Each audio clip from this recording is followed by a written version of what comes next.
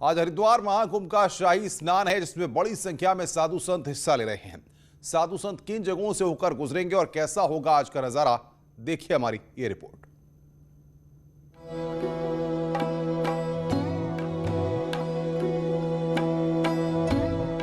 आज बैसाखी मेष संक्रांति के मौके पर महाकुंभ का 30वां शाही स्नान होने जा रहा है। 13 अखाड़ों के साधु संत स्नान में हिस्सा लेंगे। आज सुबह 10:15 बजे से शाम 5:30 बजे तक शाही स्नान चलेगा। साधु संत मेला प्रशासन द्वारा जारी 20 बिंदुओं वाली गाइडलाइन के मुताबिक ही स्नान कर सकेंगे। इस दौरान देहरादून हरिद्वार हाईवे पर ट्रैफिक व्यवस्था भी प्रभावित रहेगी, यानी शंकराचार्य चौक से चंडी घाट चौराहे और हर की पैड़ी घाट वाले एंट्री पॉइंट्स पर गाड़ियों की आवाजाही बंद रहेगी।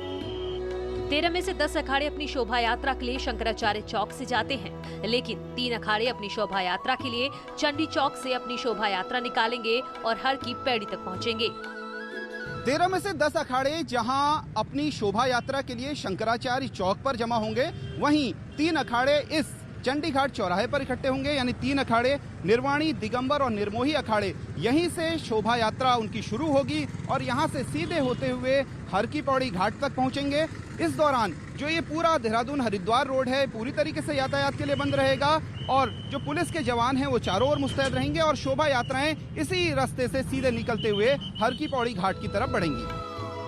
खास बात यह है कि शाही स्नान के लिए आने वाले साधु संतों का अंदाज भी शाही ही होता है। रथों, घोड़ों और पालकियों में सवार बड़े बड़े संत जिस भी सड़क से गुजरेंगे, उस सड़क की पहले पानी से सफाई की जाएगी। यही नहीं, संतों के ऊपर हेलीकॉप्टर से फूलों की बारिश भी की जाएगी, जो नजारा एकदम अद्भुत होता है।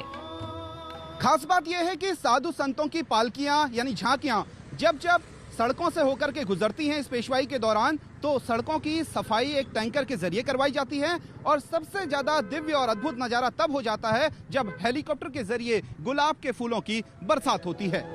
कुंभ के दौरान साधु संतों की पेशवाई का भी अनोखा नजारा देखने को मिलता है। इस नजारे को देखने के लिए श्रद्धालु दूर दूर से आते हैं।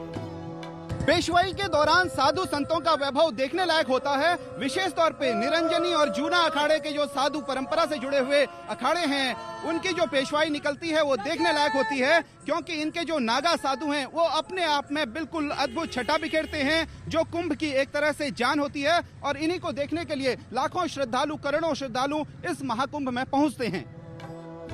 बैसाखी मेष संक्रांति के मौके पर होने वाले शाही स्नान में सभी साधु संत इस हर की पैड़ी पर बने ब्रह्मकुंड में स्नान करेंगे।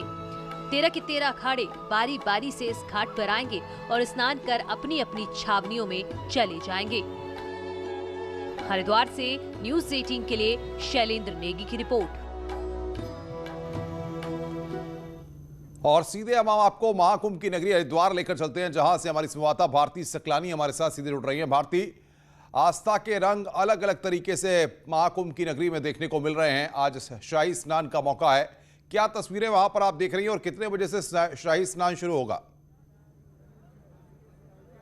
देखिए, 10 बजे के बाद ही शाही स्नान ने शुरू होना है, लेकिन 7 बजे तक आम श्रद्धालु यहाँ पर आस्था की डुबकी लगा रहे हैं और सुबह से ये अनुपम तस्वीर बेहद शानदार है, जब लोग यहाँ पर आस्था दान पुण्य करते हुए नजर आ रहे हैं। आप देख सकते हैं ब्रह्मकुंड हर की पैड़ी की ये तस्वीर है। आज के दिन का विशेष महत्व है। तीसरा शाही स्नान आज है अनुपम, और ये कहा जाता है कि आज वही योग बन रहे हैं जिस दिन अमृत की बूंद गिरी थी, तो जो चक्र उस समय चल रहा था समय का, वही आज के दिन है। और महत्व आज के दिन की अगर हम बात करें तो क्या कुछ है वो बताने के लिए पंडित जी भी इस वक्त मेरे साथ मौजूद है, उनसे हम बातचीत कर लेते हैं। पंडित जी, आज का दिन विशेष महत्व रखता है और ये कहा जाता है कि आज वही समय चक्र बन रहा है जो उस दिन बना था जिस दिन अमृत की बूंदें गिरी थी।